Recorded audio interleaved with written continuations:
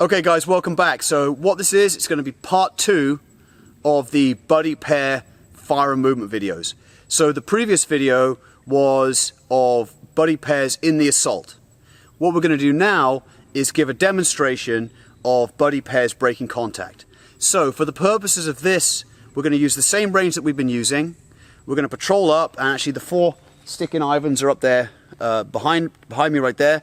And so myself and Mike are going to patrol up towards the targets, and we're going to get really close to the targets. Now, that's not to say that a break contact is always going to happen at close range, but we have to patrol up to the targets to get maximum use of the range. And we've got a camera at each end, as we've been doing in this series of videos. So the enemy could be 100 yards away, 200 yards away, but as it is, the enemy's going to be very close. So what we'll do is we'll simulate coming under contact. It's going to be at close range, and what we'll do is we'll both react.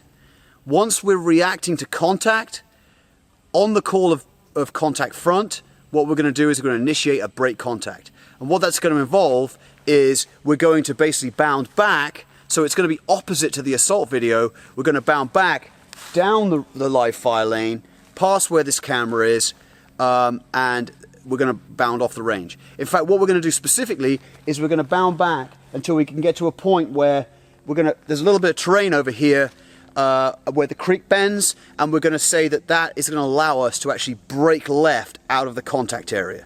So we're going to bound back, buddy pair bounding, and then we're going to peel left. Once we peel left, we can then move back. We've got some terrain between us and the enemy, and we can move back and get out of the contact area.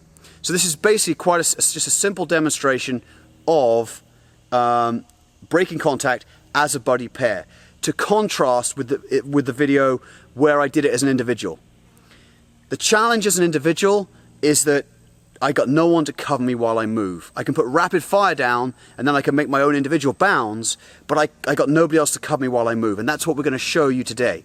Remember, as I said in the video previous to this where we were doing the assaulting as a buddy pair, being an individual is a disadvantage. It's a great disadvantage. But also, it's a great disadvantage to being an untrained team. So we could be a buddy pair here, or we could even be a 4-man team, and if we don't apply trained fire and movement, it's going to be just as bad for us as if we're doing it as an individual. So it's not just about the individual aspect, it's about applying the fundamentals of fire and movement. Whether you're going towards the enemy, whether you're bounding back away from the enemy, or whether you're peeling to the flank. It's all about the basic principle of fire and movement. Thanks very much.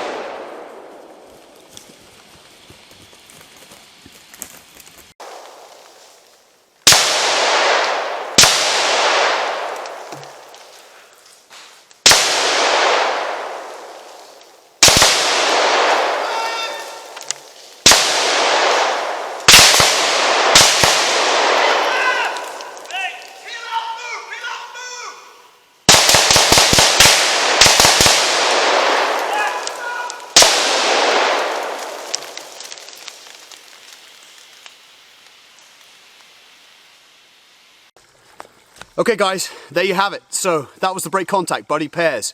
As you can see, what we did, we patrolled up the range. We reacted to contact. Once we reacted, on the word contact front, we started to bound back. Point man, which was me, started to bound back, and we started to move back. And we came back down the area directly away from the enemy until we saw a spot where the ground was such that we could get out, and we broke left. So we peeled out to the left. We tried to use a bit of smoke. Wind wasn't so helpful on the first one. And then we used smoke, obviously. We didn't actually put a rally point in, like in the formal kind of teaching. Rather than doing a rally point, we broke left through smoke. We were kind of out of contact with the enemy at that point, and then we just peeled out and started running out. So obviously after this point, we would have continued to move out until we had completely broken contact with the enemy. Thanks very much, guys. Catch you next time.